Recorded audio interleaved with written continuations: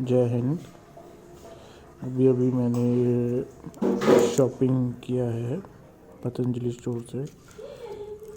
तो मैंने चेंज के लिए टॉफ़ी लिया था, लेकिन इस टॉफ़ी के अंदर जब स्मेल करो आप इधर से तो बहुत ही बेकार स्मेल आ रही है। जैसे कि आई थिंक जैसे इसका गोंद जो इसके लिए फेविकोल जो यूज़ किया होगा आई थिंक रैपर पे या रैपर के अंदर, बहुत ही पुरानी स्मेल आ रही है। तो आप प्लीज़ इसको देखिए।